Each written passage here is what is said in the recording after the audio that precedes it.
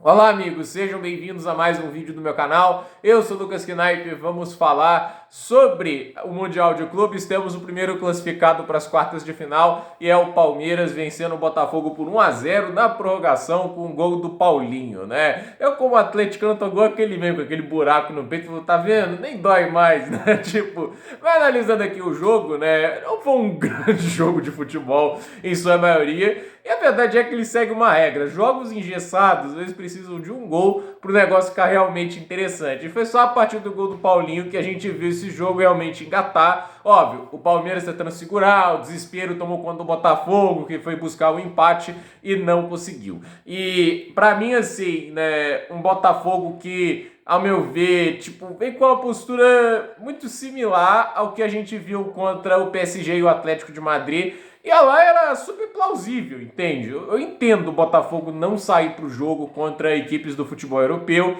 porque é aquele negócio, né? Tipo, são times que têm jogadores melhores, etc. E a melhor chance é jogar no contra-ataque na transição. Funcionou contra o PSG, não funcionou contra o Atlético de Madrid, e aí é aquele negócio, né? Eles foram enfrentar logo a equipe do Palmeiras, que é um time que eles venceram no passado sob o comando do Arthur Jorge, mas num Botafogo que era muito mais propositivo, né? Que conseguia ir mais para ataque, construía melhores jogadas. O trabalho do Renato Paiva na transição, ok, funcionou contra o PSG, mas hoje precisava muito mais do que só transição. E no momento que o Botafogo tem que buscar o empate, eles não podem contar com contra-ataque e velocidade, eles têm que criar as jogadas. E a gente vê que, assim, por mais que eles levem perigo no desespero e tudo isso, né? Tipo, não há uma criação e uma construção bem feita. E no final a gente vê isso, uma equipe que ao meu ver, assim, pouco pelo que foi na temporada passada, quando conquistou o Brasileirão e Libertadores, e precisava trazer algo mais do que a gente viu em campo hoje. E mesmo o Palmeiras, que não encanta, não brilha,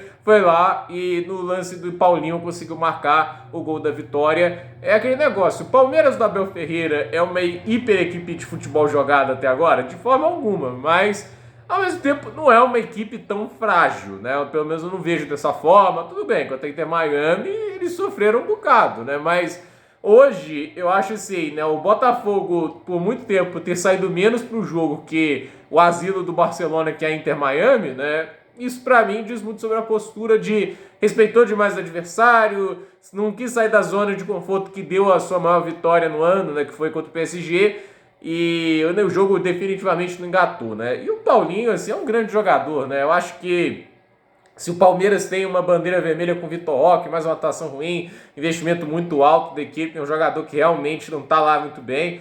O Paulinho, é uma pena que o físico dele esteja problemático, o tornozelo dele seja um problema, porque é um talento muito bom, né? A gente já tinha visto isso no Atlético Mineiro, ele foi um dos motivos para o Atlético Mineiro ter ido tão longe na temporada passada, que em termos de futebol jogado, o Atlético era um dos piores do Brasil, o trabalho do Gabriel Milito era asqueroso de ruim, e o Paulinho, o Hulk carregaram o time nas costas, né? E o Paulinho é um jogador que tem essa qualidade, né, para criar as oportunidades para finalização, ele conduz bem a bola, é um bom finalizador e hoje foi fundamental para o Palmeiras avançar de fase. E agora é esperar o vencedor entre Benfica e Chelsea, né? Nenhuma das equipes, a meu ver, Chelsea, Benfica, está encantando, está jogando um futebol brilhante, né? O Benfica, inclusive, conseguiu uma vitória inesperada, né? Contra o Bayern de Munique, que garantiu eles a primeira posição, né?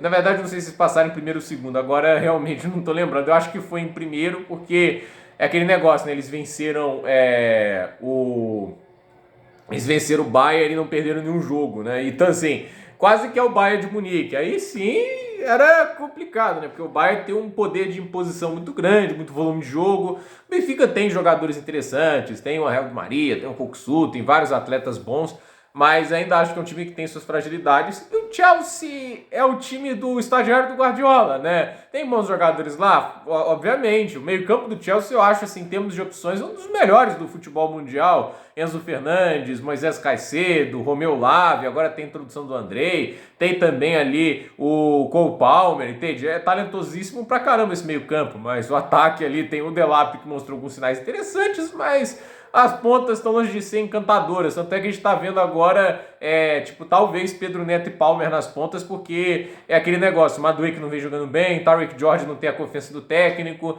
o Chelsea, ao meu ver, é um time que se perde muito pela confusão esquemática, né? Em vez de fazer o simples, o estagiário do Guardiola, Enzo Maresca, gosta do complexo. O time não pode ser um 4-3-3 simples, né? Tem que ser um 3-4-2-1, né? O 3-2-4-1, Merazeno, com laterais invertidos, que jogam muito mais por dentro do que exatamente pelos lados, como se espera. Então, o Reece James, que é um dos melhores laterais do mundo, na visão desse estagiário do Guardiola, é ter que jogar por dentro e não pelo lugar onde se ele consolidou como um dos melhores da posição, que é pelos lados. Mas fazer o quê? Vamos ver o que sai disso aí, né? Eu não sei se o Reece James vai ser titular hoje, né? Inclusive, é até meio curioso ver o uso que o Maresca faz do senhor Reece James, né? Então, vamos ver, gente. Por esse vídeo é isso. Dúvida nos comentários, deixe seu like, se inscreva no canal, compartilhe esse vídeo. Parabéns ao Palmeiras pela vaga nas quartas de final.